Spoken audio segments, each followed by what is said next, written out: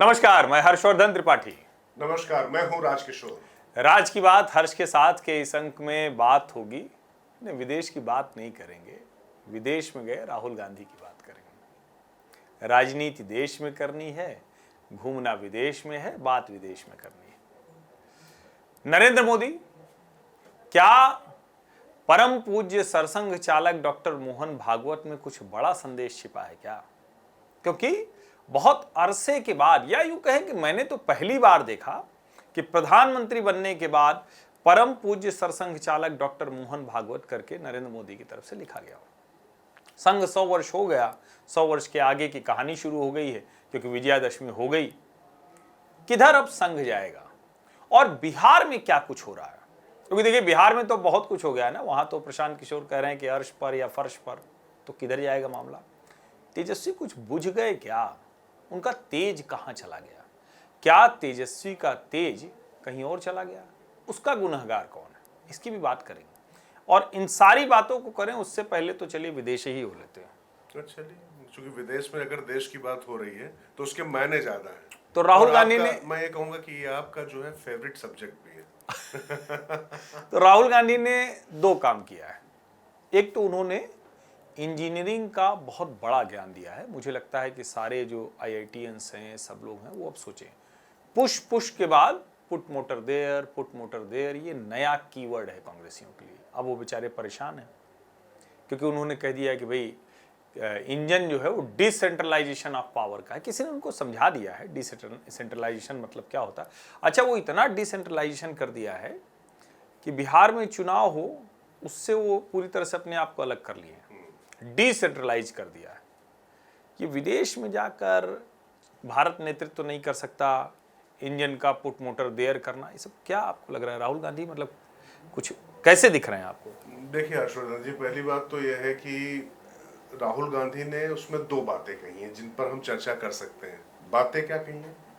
एक तो उनका जो इंजीनियरिंग का ज्ञान है, मतलब चूंकि मैं साइंस का विद्यार्थी जरूर हूँ लेकिन इंजीनियरिंग का विद्यार्थी नहीं हूँ, तो मुझे लगता है कि वो जो सारी चीज़ें हैं उस पर मैं बहुत ज़्यादा ज्ञान देने की स्थिति में नहीं हूँ। लेकिन मुझे लगता है कि शायद जो इंजीनियर है वो भी अभी उसको डिकोड करने में लगे हैं। जब वो कर लेंगे तो उसके बाद उस पर बात करें। लेकिन एक बात जो उन्होंने कही कि भारत दुनिया का नेतृत्व करेगा, ये एरोगेंस है, और हम ये चाहते हैं कि हम सबके साथ में हम सहयोग करेंगे।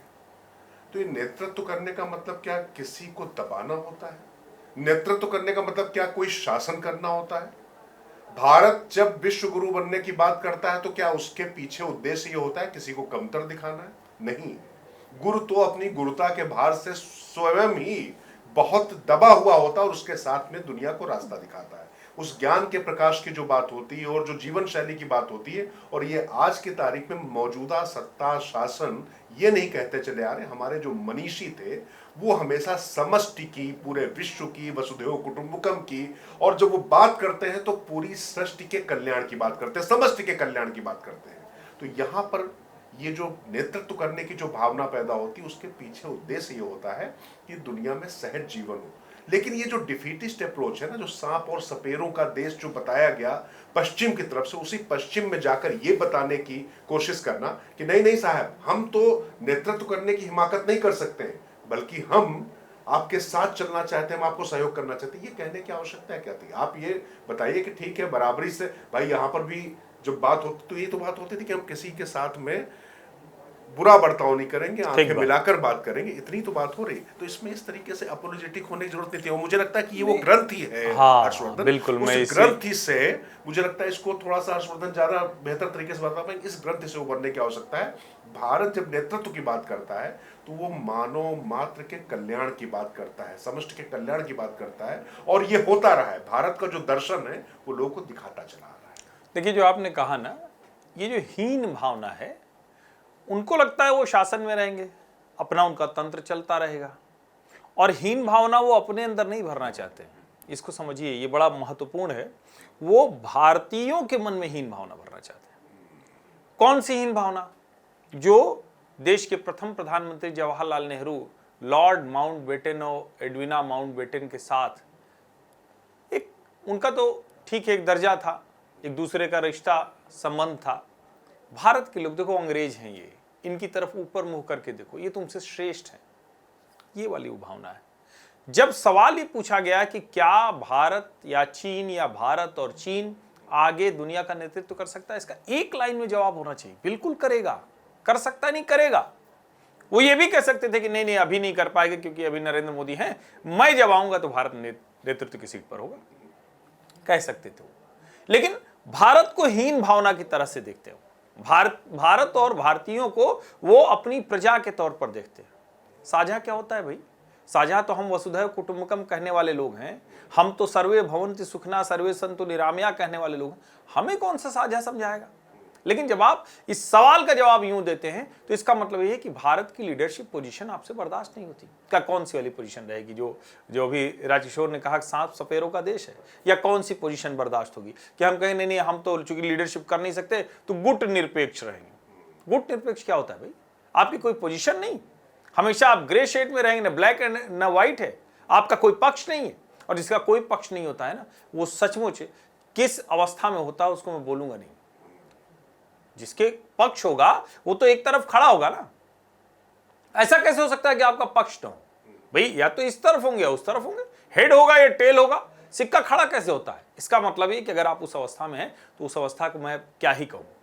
लेकिन राहुल गांधी जब विदेश में जाकर इस तरह की बात करते हैं तो भारत का अपमान सिर्फ इस तरह से नहीं होता कि वो नेतृत्व नहीं करना चाहते, ये भी तो अपमान जैसा ही ना कि हमारा नेता बता रहा है कि मोटरसाइकिल में इंजन यहाँ होता है, इतना टन लोहा लगता है, ऐसे गाड़ी एक्सीडेंट होती है उसमें 4 लोग जाते हैं, मतलब इस तरह की बातें। दरअसल है कि हर्षवर्धन, अभी हम लोग थोड़ी देर पहले एक बात कर रहे थे, हर व्यक्ति की एक प्रकृति होती है, उसको जो करना आता है वही करना चाहिए। और देखिए, प्रोफेसर बनना, ज्ञानी बनना, बोलने का जो मतलब होता है उसका मतलब ये नहीं होता है कि सिर्फ आपको वाणी मिल गई है और कुछ चीजें आपको रटा दी गई, बता दी गई। आप जब स्टेज पर जाते हैं तो वाकई जो उसका मूल होता है वो आप भूल जाते हो। मुझे लगता है कि ऐसी हास्यास्पद स्थितियों में राहुल गांधी को नहीं पढ़ना चाहिए।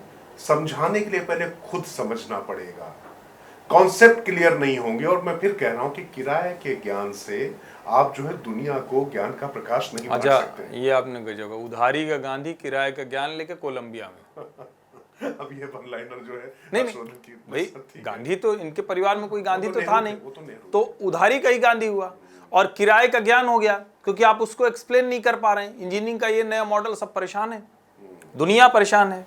वो अच्छा, नेता विपक्ष जब इस तरीके की हास्यास्पद स्थिति में फंसता है तो फिर थोड़ा सा उसमें भारत का, लोकसभा का अगर नेता विपक्ष है और अगर वो इस तरीके की बात कर रहा है और फिर जो बात कर रहे हैं, चाहे वो उधारी के गांधी हो या जो भी हो, लेकिन गांधी परिवार जिस मतलब खानदान में, वो कहते ही चले आ रहे हैं राहुल गांधी कि हमने तो प्रधानमंत्रियों के मतलब क्या कहें, उनके बीच में ही आंखें खोली हैं। और सच भी है, झूठ भी नहीं भाई। उनके दादा, उनकी दादी, उसके बाद फिर जो है परदादा, दादी, पिताजी, सब लोग प्रधानमंत्री। और एक प्रधानमंत्री ऐसे थे जो अब नहीं है, वो भी एक तरीके से मतलब प्रधानमंत्री गांधी परिवार की कृपा पर ही थे। अब वो शख्स जब बाहर जाके इस तरह की बात करता है तो मैं कह रहा हूँ वो कांग्रेस का अपमान नहीं होता है, वो जो भारत का अपमान करना चाहते हैं तो वो तो अपने उन्होंने वक्तव्य से जब अपनी हंसी उड़वाते तो उसमें भी होता है। मुझे लगता है कि ये चीजें ऐसी, इससे बचना चाहिए। लेकिन नहीं, चिंता की बात है क्योंकि नेता प्रतिपक्ष अगर इस अवस्था में है तो लोकतंत्र के लिए बहुत अच्छा नहीं है ना। ठीक है, भारत की जनता लोकतंत्र प्रिय है, मूल रूप से लोकतांत्रिक है, तो वो अवसर देगी, लेकिन किसको अवसर दे? कई बार तो ये भी लगता है क्या राहुल गांधी ऐसे रहेंगे तो कांग्रेस का भला होगा? और तब तो फिर ठीक बात है कि अमित शाह तो योजना बना के बैठे ही कि 50 साल शासन करना है। और अभी अब चूंकि इससे जुड़ गया तो अब मैं एक बताऊं, आप मतलब वो सोचिए, अभी वो नक्सल मुक्त भारत अमित शाह कहते हैं। अभी उन्होंने बताया, एक कार्यक्रम में उन्होंने कहा कि पशुपति से तिरुपति लोग कहते थे। अब उसको सुनकर हंसी आती क्योंकि एक समय में तो डर का नारा था, रेड कॉरिडोर बनाना था, लाल गलियारा बनाना था। अब जरा सोचिए आप, उसके विपक्ष में कांग्रेस के लोग और कम्युनिस्ट आ गए। सीपीआई के डी राजा तो कहने लगे नक्सल मुक्त भारत क्या होता है? अरे भाई, जो आतंकवादी उससे मुक्त भारत नहीं हुआ। अब इस बात को लेकर भी और कांग्रेसी बात यहाँ पर इसलिए जोड़ना चाहूंगा हर्षवर्धन, जो बात आपने कही, बंदूक से जो क्रांति सोचते हैं निकलेगी और जो उसके पैरोकार रहे उनके खिलाफ ग्रीन हंट चलने वाले पी चिदम्बरम उनके ही गृह मंत्री थे। उनके समय में नक्सल उन्मूलन अभियान चला था और ग्रीन हंट को लेकर उस समय भी तमाम दिग्विजय सिंह और तमाम लोगों ने सवाल उठाए थे। लेकिन निश्चित तौर पर शासन और सत्ता को पता है, जो होता है उसको मालूम है कि आतंक का राज नहीं चलेगा, वो उसी तरीके से व्यवहार करेगा। लेकिन अब दुर्भाग्यपूर्ण तरीके से उसके भी पक्ष में अगर कोई खड़ा हो रहा तो नहीं, क्या और कहें? किसके पक्ष में? जहां 10,000 से अधिक महिलाएं, बच्चे, बुजुर्ग, नौजवान, वो हाथ किसी का उड़ गया, किसी का पैर उड़ गया, किसी की आंख चली गई, बारूद बिछाया हुआ है।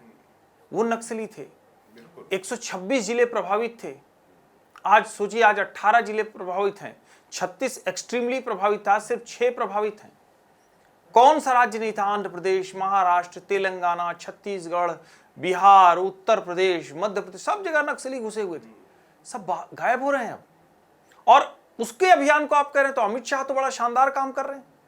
और मैं तो ये कहूंगा कि इस देश को तो ये समझना चाहिए, हर इलाके में कुछ न कुछ बड़ी समस्या रहे, उसको टालते जाते थे। ये कांग्रेस का तरीका था और कहते थे कि नहीं, हम तो देश बड़ा अच्छा कर रहे हैं। अब राहुल गांधी भी उसी तरह सोचते हैं।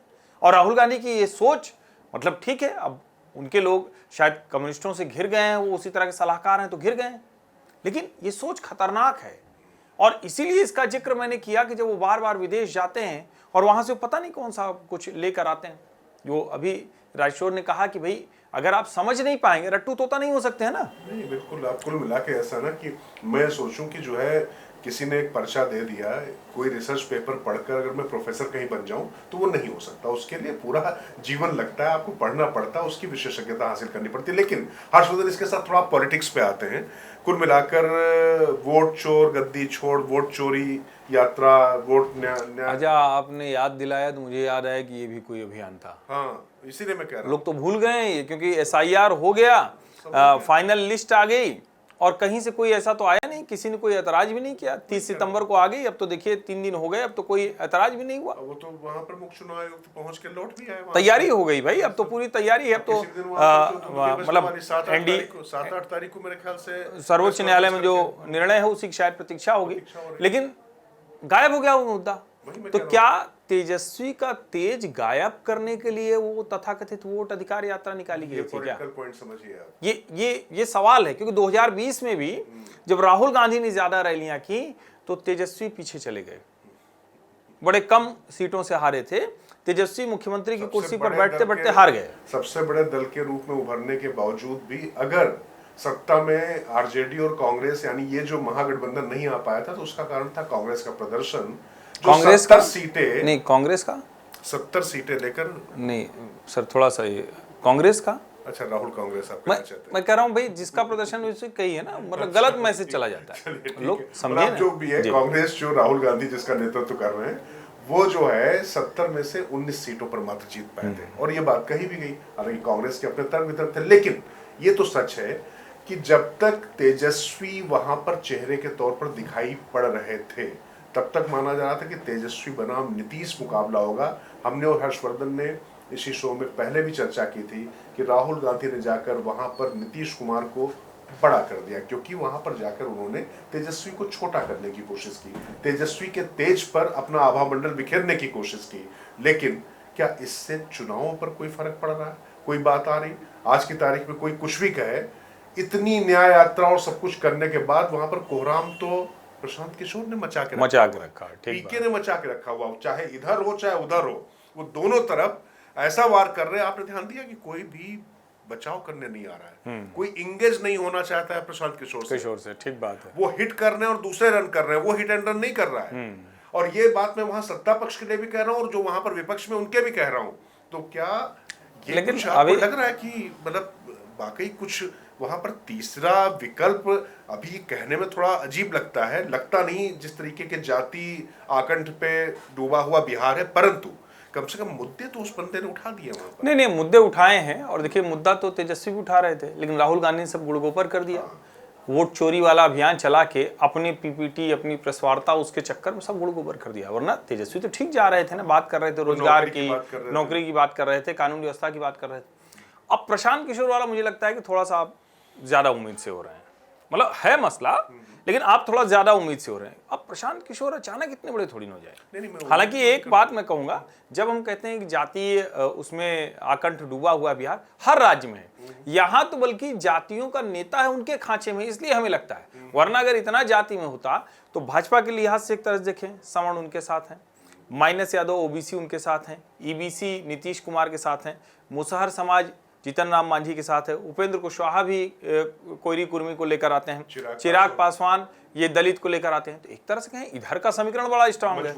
और अभी प्रशांत किशोर कुछ भी कर रहे हो, 10,000 रुपया सर सीधा खाते में ना, वो इम्पोर्टेंट है।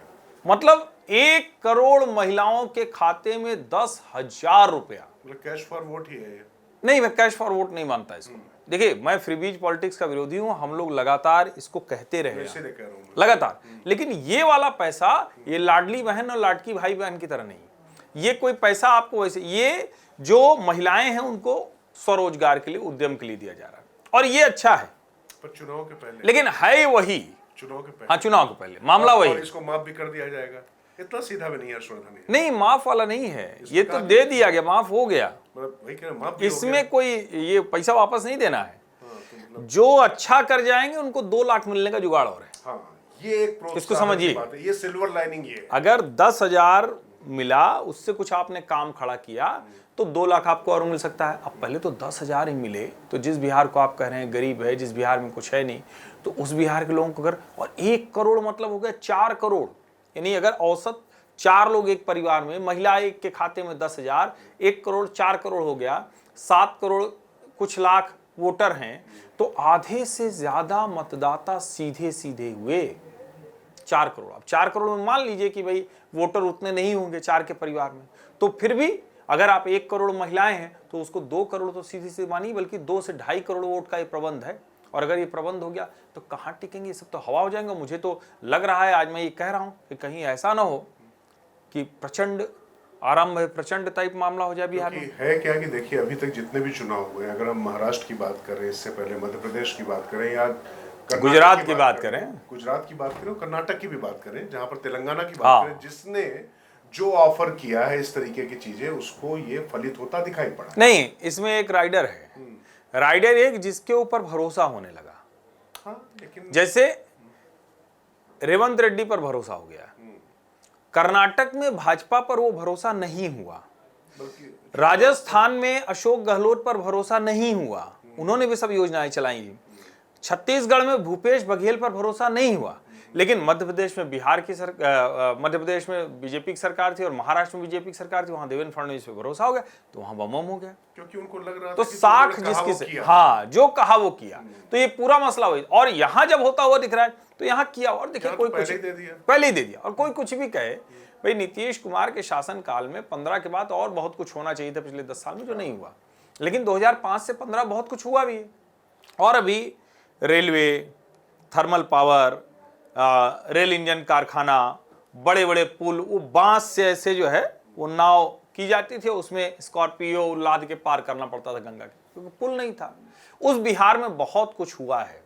तो मुझे लगता है कि ये जब सब मिलाकर देखेंगे तो जातीय समीकरण, सामाजिक समीकरण जिसको बोलते हैं, दूसरा ये जो 10,000 और ये सब दे रहे हैं ये वाला, और तीसरा जिसको हम कहते हैं कि विकास के जो काम किए, तीनों मिला के मतलब एनडीए का मामला दुरुस्त लगता है, दुरुस्त दिखाई पड़ता है। लेकिन उसमें एक जो सबसे बड़ा गड्ढा वहां पर है, नीतीश कुमार की सेहत, और भारतीय जनता पार्टी के पास 3 चेहरे हैं जिन तीनों पर सीधा हिट किया है प्रशांत किशोर ने। और देखिए ये कौन 3 चेहरे? आप सम्राट चौधरी, हाँ, दिलीप जायसवाल, हाँ, और एक आपके मंगल पांडे। अच्छा, तो अब एक चीज मैं कह रहा हूं, ये मतलब आप लोग लिख लीजिए इसको, सरकार एनडीए की बनेगी, जो मैं मानता हूं, इन तीनों में से कोई मुख्यमंत्री नहीं बनेगा। नहीं, मंत्री बनेंगे, मंत्री बनेंगे। अब बात वही है ना कि अगर, लेकिन इन तीनों में से कोई मुख्यमंत्री नहीं बनेगा, और मुख्यमंत्री भाजपा का बनेगा। अच्छा, ये चलिए, ये मतलब ये पक्के तौर पर मान लीजिए एनडीए की सरकार बनेगी, ये जो तीनों नाम लिए हैं आपने, इनमें से कोई मुख्यमंत्री नहीं बनेगा। दिल्ली से भेजने की बात कर रहे हैं, मैं सुन रहा था आपको। नहीं, इसमें आप बहुत बोलते हैं, बहुत जगह बोलते हैं, तो मैं आपको सुनता रहता। लेकिन इसमें दिल्ली से भेजना कहाँ, वो बिहार से ही दिल्ली आए। हाँ, मतलब ठीक है, अब फिर जाएंगे। अच्छा देखिए, सब क्या है करना, सब अमित शाह वो नित्यानंद वाले नहीं, अच्छा है वो, भाई नित्यानंद ठीक ही है जो है, तो राय साहब को आपको लग रहा है कि जो है मतलब नित्यानंद राय ध्यान रखिएगा, वो नित्यानंद यादव हैं, तो ये सामाजिक समीकरण भी है। सामाजिक समीकरण है और एक तरह से कहें कि ये भाजपा वाला यादव है। अच्छा, यादव हर जगह कोई, एक बात और समझिए, ये सोशल मीडिया पे मारा मारी अपनी जगह, यादव कोई हर जगह भाजपा के खिलाफ नहीं है। अरे भाई, मध्य प्रदेश में यादव भाजपा को देता है, राजस्थान में यादव भाजपा को देता है, हरियाणा में यादव भाजपा को देता है, उधर चले जाइए महाराष्ट्र में जो यादव से जुड़ा हुआ उस तरह का जो वर्ग है वो भाजपा को देता है, जो यहाँ तेलंगाना में जो उससे जुड़ा यादव हो भाजपा को देता है। नहीं, वो तो ठीक है, उसका कारण है क्योंकि लालू प्रसाद यादव और मुलायम सिंह यादव जैसे इतने बड़े नेता यहाँ पर थे और यादवों का जिस तरीके से बाहुल था, तो जब कोई बड़ा नेता किसी जाति से उभरता है तो उसके साथ में इस तरीके की गोलबंदी होती देखी जाती है। इसको ऐसे समझ लीजिए, अब वो नाराज हो जाएंगे भी, राष्ट्रीय जनता दल वाले मेरे पीछे भी लाठी लेके पड़ जाएंगे, लेकिन बोलना तो पड़ेगा, जो लाठी लेके यादव खड़ा है वो भाजपा के साथ नहीं दिखता है जो लड़ने को, लेकिन जो बिना लाठी खड़ा है, जो कह रहा है कि भाई देश तो आगे बढ़ेगा, जिसकी पहचान हिंदू के तौर पर है, जो जाति को कहता है कि जाति हमारी है, उस पर गर्व है, लेकिन हम लड़ नहीं रहे हैं, दूसरे से हम घृणा नहीं कर रहे हैं, दूसरे के सामने नहीं खड़े, वो इधर आ जाता है। और बिहार देखिए, अब कोई कुछ भी कहे, प्रशांत किशोर मेहनत कर रहे हैं, उम्मीद से हैं, तो मैं कहता हूं अच्छा है भाई, जो भी मेहनत करे वो आगे निकल जाए। लेकिन अभी क्या है कि अभी प्रशांत किशोर को स्पेस बनाना है। मेरा ये मानना है कि उनके पास अभी ऐसा कुछ तुरंत नहीं, ठीक है 3 साल से मेहनत कर रहे हैं, सब कुछ है, ईश्वर करे जो अच्छा। और एक बात तो मैं कहूं भैया, देखो जिसका प्रत्याशी अच्छा हो उसको आपको वोट देना चाहिए। एक काम ये भी मतदाताओं को करना चाहिए, मैं हर चुनाव के पहले ही अपील कर रहा हूं, आज अच्छा हुआ याद आ गया तो अभी ही कर दिया, अभी तो नोटिफिकेशन भी नहीं आया। भाई आप बढ़िया प्रत्याशी देखिए, थोड़ा बहुत पार्टी इधर उधर भी होगी तो ठीक हो जाए। कुछ लोग कहते हैं कि पार्टी सही हो प्रत्याशी गड़बड़ हो तो भी, लेकिन ऐसा नहीं होता है ना। और भारतीय जनता पार्टी तो इसकी मास्टर है कि वो हर बार एंटी इनकम्बेंसी हटाने के लिए अपना प्रत्याशी ही बदल देती है। और बाहर से भी बहुत सारे ले आते हैं। हाँ, उसमें कोई दिक्कत नहीं है भाई, जब हर जगह कहा जाता है, संघ भी तो ये मानता है कि आज का स्वयंसेवक है, निकल का स्वयंसेवक है, तो भाजपा भी कहती है कि आज का भाजपा ही नहीं, निकल का। लाठी से आपको बड़ी दिक्कत है। लाठी तो जो है मतलब राष्ट्रीय स्वयंसेवक संघ की जो गणवेश है उसमें प्रमुख चीज नहीं, वो संचलन है, वो तैयार होना जरूरी है। लाठी बिना वजह चलाना, लाठी डराने के लिए नहीं है, दोनों का फर्क है।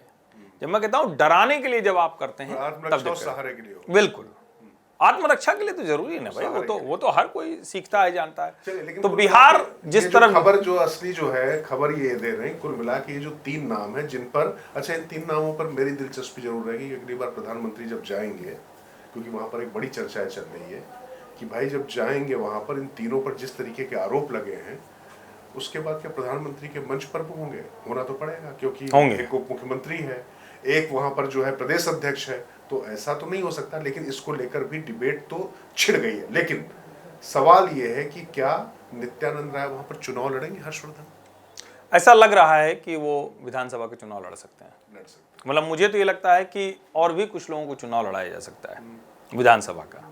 अच्छा, बात करते करते बिहार की तो बहुत हो गई, लेकिन अब मेरा मन नहीं मान रहा है, क्योंकि इसी दौरान जो है 2 अध्यक्ष भी आ गए हैं, प्रदेश अध्यक्ष। हाँ, अब वो प्रदेश अध्यक्ष जो दोनों झारखंड और गुजरात, हाँ, साहू साहब आ गए हैं, आदित्य साहू और क्या नाम है उनका, विश्वकर्मा जी आ गए वहां से। तो खैर मतलब मैं कह रहा हूँ कि 2 ओबीसी से आ गए हैं। अब राष्ट्रीय अध्यक्ष जो भाई जब तक विश्वकर्मा जी अमित शाह के बहुत ट्रस्टेड हैंड हैं, और मैं दूसरी बात गुजरात में, और दूसरी बात कह रहा हूँ कि यूपी जो है, अब यूपी में मतलब जाति समीकरण क्या होगा? क्योंकि देखिए यूपी का अध्यक्ष हुए बगैर प्रधानमंत्री जी भी, हाँ, जब तक वो नहीं बनेगी, हाँ, वो कहा जा रहा है राष्ट्रीय परिषद जब तक नहीं बनेगी। देखिए एक चीज समझिए, अब मुझे लगता है जो बीच में चल रहा था ना, बहुत से नाम आ रहे थे, अब मुझे लगता है कि उत्तर प्रदेश में ब्राह्मण अध्यक्ष होने की जो प्रोबेबिलिटी है वो बढ़ गई है। अभी तक ये लग रहा था क्या होगा, और चूंकि राष्ट्रीय अध्यक्ष भी बार बार कहा जा रहा है कि ओबीसी समाज से ही होगा, तो मुझे ऐसा लगता है कि भाई जिस तरह के समीकरण हैं, जिस तरह से एक वर्ग बार बार कहता है कि भाई योगी आदित्यनाथ हैं, कई लोग अलग अलग तरह की चीजें कहते हैं, तो उसमें ब्राह्मण अध्यक्ष बनने की जो संभावना है वो बहुत बढ़ गई। और इस ब्राह्मण अध्यक्ष में नाम देंगे कि नहीं देंगे? नाम छोड़ देते हैं, क्योंकि नाम जो है मतलब नाम कई बार होता है ना कि नाम आप कौन सा ले रहे हैं, तो लेकिन मुझे लगता है कि भाई सोचे नाम नहीं, सोचने के नहीं, मैं एक लाइन में फॉर्मूला बता देता हूँ भाई, पूरब से पश्चिम से मैं ऐसे पूछ लूं, नहीं अध्यक्ष तो पूरब से ही होना चाहिए, पूरब से होना अध्यक्ष पूरब से होना पश्चिम चाहिए। छोड़ देना चाहिए। पश्चिम भी हो सकता है, भूपेंद्र चौधरी भी पश्चिम से इसलिए। एक तो ये है, दूसरा एक पूरब से हो सकता है। और मुझे ऐसा लगता है कि भाई तो अच्छा ये बताइए, पूरब से अगर सीएम है तो पश्चिम से अध्यक्ष क्यों नहीं होना चाहिए? हाँ, ये भी ठीक बात है, ये आपने तर्क तो ठीक दे दिया। तो मैं 2 अध्यक्षों के नाम लूं, ले लूं, श्रीकांत शर्मा, हरीश द्विवेदी, पूरब पश्चिम दोनों हो गए। नहीं, हो सकता है दोनों ही अमित शाह के मतलब नज़दीकी लोगों में है, तो दोनों में से कोई भी हो सकता है। तो अगर पूरब पश्चिम में अगर इस पर बात आती है तो फिर मतलब आपको क्या लगता है कि एक्सपीरियंस के लिहाज से श्रीकांत शर्मा? नहीं, अब देखिए ये जो है ना, मतलब इतना हरीश ज़्यादा द्विवेदी भी युवा मोर्चा। इतना ज़्यादा क्या है कि वो भाजपा वालों को छोड़ देते हैं, हाँ, वो नहीं सोच कठिन है थोड़ा सा। चलिए हम जानबूझ के इसलिए बात कर रहे हैं क्योंकि देखिए कुल मिला के वाकई ये सिर्फ आकलन है, क्योंकि भारतीय जनता पार्टी किस आधार पर और किस बात पर ये चीजें तय करेगी ये कहना थोड़ा सा बहुत मुश्किल हो जाता है। और हम लोग अध्यक्ष के मामले में लगातार ये देखते चले आ रहे हैं। और अभी कहाँ बताइए, राष्ट्रीय अध्यक्ष का नाम हम लोग बता पाए क्या? बिल्कुल, अभी राष्ट्रीय अध्यक्ष भी है नहीं, हम क्या बता पाए, हम तो वो बताते हैं जो यहाँ पर चर्चा होती है। सवाल ये है कि राष्ट्रीय स्वयंसेवक संघ ने एक बार तो इस पर डंडा ऐसा गाड़ दिया कि अध्यक्ष जो है जिसको चाहो उसको नहीं बनाया जा सका, ये तो सच है। हाँ। और ये भी सच है कि मतलब काम जैसे चलता चलता है। और जेपी नड्डा जी के नेतृत्व में ही बिहार का चुनाव हो रहा, काफी लकी अध्यक्ष है वो, उनके उसमें हो रहा। और अभी तो उन्होंने पश्चिम जब मैं आपको बड़ा रोचक बताऊं, हम लोग साथी बैठे हुए नड्डा जी के साथ बैठे हुए टेबल पे जो थे, तो किसी ने पूछा तो नड्डा जी ने कहा कि नहीं वो तो हो जाएगी। ये सोचिए तब की बात है, समय हो गया अब तो। हाँ, 3 महीने और संयोग देखिए कि अब नड्डा जी के ही नेतृत्व में बिहार जाते हुए दिख रहा है। तो अब यही विंडो है कुछ दिनों की। नहीं, अभी मुझे खबर ये आई कि बीच में उन्होंने क्या किया था कि आगे की चीजों पे दिलचस्पी लेना छोड़ दिया। अभी उन्होंने बंगाल की फाइलें भी मंगा ली है। ओहो, तो मतलब उस पे भी चूंकि काम ऐसा नहीं कि इसका मतलब ये मत निकालिए कि वो रहेंगे, लेकिन काम तो पश्चिम बंगाल का भी साथ में शुरू, चूंकि महत्वपूर्ण राज्य है भारतीय जनता पार्टी की रीत नीति के लिहाज से। और वो तो खैर उत्तराखंड और जो है हिमाचल में भी पूरी ताकत लगाते हैं, पश्चिम बंगाल तो पश्चिम बंगाल है। तो कहने का मतलब ये है कि वो तैयारी मतलब पूरी तरीके से वहां चल रही है। पर अब इसके बाद जो है थोड़ा सा मुझे लगता है कि योगी आदित्यनाथ पे भी बात करना जरूरी है। बिल्कुल, क्योंकि जिस तरीके से आई लव मोहम्मद के नाम पर जिस तरीके से, अरे मोहब्बत बिल्कुल करनी चाहिए, मोहम्मद साहब जिनकी आराध्य हैं, जिनकी बात है करनी चाहिए। और मोहम्मद साहब का नाम लेकर उनको कोई लेकिन उसको लेकर जो करने की कोशिश की गई थी, बुलडोजर बाबा की मदद कर दी इन लोगों ने, मैं तो ये कहूंगा राजनीतिक तौर पे। बरेली में जो करने की कोशिश की गई थी उसमें जिस तरीके से योगी आदित्यनाथ फिर से उभर कर आए। और देखिए एक बात तो माननी पड़ेगी, लोग ये तो योगी बता देते हैं कि भैया झुकेंगे नहीं, दबेंगे नहीं, जहां लैंड ऑर्डर का मामला आएगा वो तो स्ट्रॉन्ग पॉइंट जो है। कहा ना कि शायद वो बरेली वाले मौलाना को ध्यान में नहीं रह गया था कि किसका शासन। और मुझे लगता है ये होना, बल्कि मैं तो कहता हूँ बहुत उन्होंने अपने आप को रोका। कल बुलडोजर चल रहे थे, कुछ तस्वीरें आपने देखी होंगी, जो उनके मौलाना तौकीर का जो राइट हैंड था, नफीस क्या नाम उसका, जिसका जो रजा करके जो ट्रस्ट है उस पे। अच्छा, उसमें भी समझिए, इसमें भी मामला सामने आता है कि सब जमीनें जो है वक्फ वाली रहती हैं, जिसको ये ताकतवर लोग कब्जा करते हैं। समझिए ये सब भी बीच बीच में पता चलते रहता है। किसी गरीब और आम मुसलमान का मतलब नहीं है, ये सब जो है वक्फ माफिया, इसीलिए इनको बार बार कहा जा रहा था। और ये जो बुलडोजर चल रहा है इसलिए चल रहा है क्योंकि इन्होंने एक गड़बड़ की, उसके बहाने इनके पुराने पाप सामने आ गए। और ये कोई विंडिक्टिव तरीके से समझ लीजिए कानून का उल्लंघन करके नहीं चल रहा है, अवैध तरीके से अतिक्रमण करके बनाया गया था, इसलिए चल रहा है। लेकिन ठीक है, आपने कहते ना कि आपने कोशिश की कुछ गलत करने की, तो उसके बाद आपके साथ भी उससे ज्यादा गलत, यूं कहूं कि पुरानी गलतियों को दुरुस्त किया जा रहा है। वैसे आप योगी जी की बात कर रहे हैं तो योगी जी की बात तो सब कर रहे हैं, योगी जी तो बम है, इस वक्त चमक रहे हैं। लेकिन जिसकी बात कोई नहीं कर रहा उनकी भी तो बात कर लीजिए। अभी तो छूट के आए हैं जेल से, अरे आजम खान साहब, कोई बात ही नहीं हो रही उनकी। अब सुन रहे हैं कि 8 तारीख को अखिलेश जी मिलने जाएंगे, लेकिन बताइए इतना सब कुछ हो गया, ये आई लव मोहम्मद पे वो ऐसे भी जाने क्या क्या बोल रहे हैं, खान साहब बोल ही नहीं रहे हैं। अब आजम खान के बारे में मुझे फिर वो याद आ रहे हैं, वैसे एक बार पहले पढ़ चुका हूँ, फिर पढ़ देता हूँ। लू भी चलती थी तो वादे सबा कहते थे, पैर पसारे अंधेरों को दिया कहते थे, उनका अंजाम तुझे याद नहीं है शायद। और लोग भी थे जो खुदा कहते थे। तो ये खुदा थे कि जिनकी भैंस को ढूंढने के लिए डीजीपी लगते थे उत्तर प्रदेश के, क्वीन विक्टोरिया। ऐसे खुदा थे कि अगर वो निकल पड़े तो उसके बाद वो कहते थे कि ये तनखैया हैं वर्दीधारियों को, और इनको 2 मिनट में सही कर दूंगा। और उसके बाद मुलायम सिंह यादव को मनाने उनके पास जाना पड़ता था और जो आजम खान कहते थे वो मानना पड़ता था। भारत माता के लिए क्या शब्द कहे गए, किस तरीके की बयानबाजी की गई। जया प्रदा एक नेत्री उनकी पार्टी की थी, बाद में दूसरी पार्टी में गई, किस तरीके से एक औरत के सम्मान को कुचला गया। वो शख्स आज की तारीख में किस स्थिति को प्राप्त हुआ है। तो मैं इसीलिए कह रहा हूं कि सत्ता या जो ताकत है ना, इसका घमंड किसी को नहीं करना चाहिए। और मुझे लगता है कि जो न्याय है ना वो सबके साथ होता है। लेकिन अब जरा पॉलिटिकल पहलू जिसकी जो बात हर्षवर्धन करना चाह रहे, हाथी पर जाएंगे। वैसे तो अंबेडकर साहब को भूमाफिया कहा करते थे वो। नहीं, थोड़ा उनके लिए कठिन यही है। हाँ। उनके लिए मुश्किल ये है ना कि कहीं और वो मन मिजाज उनका जैसा है, सेट हो पाएंगे क्या, ये बड़ी मुश्किल है। क्योंकि वो लठैतों वाली परंपरा के ही है वो मतलब इसको कहते हैं ना कि बड़ी चाशनी में वो सब कुछ परोस के देते हैं। इसको कहते हैं ना कि अगर कुछ करना भी है तो उसमें भी इतनी चाशनी रहती है। क्या जो प्रिय विषय डायबिटीज के साथ में जो है, ये क्या करते हैं कि डायबिटीज भी करवाते हैं और उसके बाद खंजर भी भोगते हैं। ठीक बात है ना, ठीक कुछ इस तरीके। बिल्कुल बिल्कुल। तो मुझे लगता है कि अब देखना पड़ेगा आजम का खान। लेकिन मुझे लगता है कि आजम खान के पास बहुत ज्यादा विकल्प है नहीं। और ये मुश्किल भी है। वो मायावती या जयंत चौधरी दो विकल्प हो सकते हैं, पश्चिम की राजनीति करते हैं, लेकिन थोड़ी मुश्किल है उनके साथ। अब उत्तर प्रदेश, बिहार, देश, हम लोगों ने सब बात की, तो जहां से शुरू किए थे विदेश से वहीं लौट के चलते हैं। बात अमेरिका की करें, डोनाल्ड ट्रंप जो कुछ भी कह कर रहे हैं वो दुनिया को समझ में नहीं आ रहा है, लेकिन ये वाला थोड़ा समझाता हुआ दिख रहा है। वो गाजा का पीस प्लान लेकर आए हैं और कतर, मुस्लिम देश, सऊदी अरब, जॉर्डन सब खुश हो गए। हालांकि पाकिस्तान में तो मुसलमान बड़ी पिटाई कर रहा है हुक्मरानों की, पता नहीं किसी दिन दौड़ा के मारे न भी, क्योंकि POJK जो है, जो भारत का हिस्सा है और पाकिस्तान ने कब्जा किया, वो वहाँ तो जनता अब दौड़ा दौड़ा के सैनिकों को पीट रही है। लेकिन अगर ट्रंप इसमें कामयाब हो जाते हैं तो यकीन मानिए ये बहुत बड़ी खबर होगी। भारत की जहाँ तक बात है, भारत ऐसे शांति प्रस्तावों के साथ है, लेकिन पुतिन ने साफ साफ कह दिया कि भैया भारत डरता नहीं है, दबता नहीं, ये मोदी हैं। तो अब दुनिया में जिसको कहे ना कि आप कुछ भी बातचीत कर रहे हैं, उसके सेंटर स्टेज में कहीं ना कहीं भारत दिखता है। और भारत की जो रणनीति है, अभी यूनाइटेड नेशंस से वो सैंक्शन हटा, प्रतिबंध हटा, तो जो अफगानिस्तान के विदेश मंत्री हैं वो भारत आ रहे हैं। तो एक तरह से भारत ने भी अपने जो कहें कि जो दांव है, जो पासे हैं, वो खूब जमकर चलना शुरू किया। ये पता नहीं था राहुल गांधी को, सिर्फ उन्होंने कहा था कि नेतृत्व नहीं कर सकता है, मुझे लगता है ऐसा। अब ये देखिए नहीं, यही होता है। अब इनको उनको समझ में आए ना आए, लेकिन रशिया और यूक्रेन दोनों कह रहे हैं। हमने जो ऑपरेशन सिंदूर में किया, जो हमारे सेना अध्यक्ष ने बताया कि पार्ट 1 में तो चलो संयम बरत लिया, पार्ट 2 में छोड़ेंगे नहीं।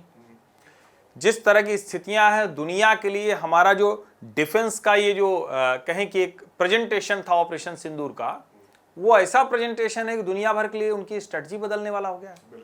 और दुनिया में कोई ऐसा युद्ध नहीं हुआ कि सामने वाले की डिफेंस कैपेबिलिटी। कहा गया कि क्यों नहीं बता रहे कितने जहाज मारे, कितने जहाज मारे, बता दिया। हाँ, बता दिया, बहुत मारे, 13 मार गिरा। और वो जानते हैं उसमें F-16 भी है, सब है। और इसीलिए आप समझिए कि जो है अंकल सैम की जो चिड़ या जो चिंता थी कि उनका जो हॉक जो कहा जाता था, स्काई हॉक, उसकी स्थिति बना दी भारतीय शूरवीरों ने। और ये कह दिया है कि ऑपरेशन सिंदूर 2 जो होगा वो और ज्यादा निर्णायक होगा। लॉजिकल कंक्लूजन तक भूगोल नहीं रह जाएगा पाकिस्तान। तो ये ध्यान रखिएगा। और ये अब बता दिया ना, तो इसके बाद तो मेरे ख्याल से यहीं पर चीजें खत्म कर दी जाए। नहीं, बिल्कुल। और दुनिया बहुत कुछ हो रहा है। हम नेतृत्वकर्ता की स्थिति में हैं। हम किसी को डराने, दबाने, धमकाने में यकीन नहीं रखते, लेकिन नेतृत्व कर सकता है क्या? हाँ, बिल्कुल नेतृत्व कर सकता है। और हम उस दिशा में आगे बढ़ रहे हैं। हम स्वदेशी पर आगे बढ़ रहे हैं। जाते जाते एक बात मैं जरूर कहूँगा, मैं खुद व्हाट्सएप की जगह अरत्ताई का इस्तेमाल करने लगा हूँ। दोनों अभी हैं। एक्स के साथ नाइब्रस पर भी आ गया हूँ। जोहो की मेल भी आईडी बना ली है। भारत सरकार के मंत्री अब जोहो ऑफिस सूट पर काम कर रहे हैं। अश्विनी वैष्णव PIB की प्रेस वार्ता जोहो पर लेते हैं। हम तैयार हो रहे हैं। मन बनाना पड़ेगा हम सबको, और हम बनाएंगे तो यकीन मानिए। और मैं बार बार कह रहा हूं, स्वदेशी के अलावा, आत्मनिर्भर होने के अलावा कोई विकल्प नहीं है। दुनिया की जो कंपनियां हैं वो हमारे टैलेंट से, हमारी प्रतिभा से बड़ी हुई हैं। अब हमारी प्रतिभा हमको बड़ा करे, उधर बढ़ना है। बिल्कुल। मैं दरअसल हम लोग के यहाँ बड़े कई छोटी छोटी जो कहावतें होती हैं जो हर्षवर्धन ने की, बस वहीं से खत्म कर रहा हूँ। बचपन में सुना करते थे कि उत्तम खेती मध्यम बान, बान व्यवसाय को कहते हैं, अधम चाकरी भीख निदान। कहने का मतलब खेती इसलिए क्योंकि आप अपना उगा रहे हो तो भूखे नहीं मरोगे, अपना सब कुछ कर रहे हो। तो कुल मिला के स्वदेशी जो बात की हर्षवर्धन ने, जोहो पर मैं भी आ चुका हूँ, बाकी अनुसरण करना पड़ेगा हर्षवर्धन का। अब उन्होंने मुझे पहले बता दिया होता तो मैं करके बैठता, लेकिन अब छूट तो आपसे नहीं बोलूँगा, लेकिन अब कर लूँगा इसके बाद। फिलहाल आपसे बहुत बहुत धन्यवाद। नमस्कार।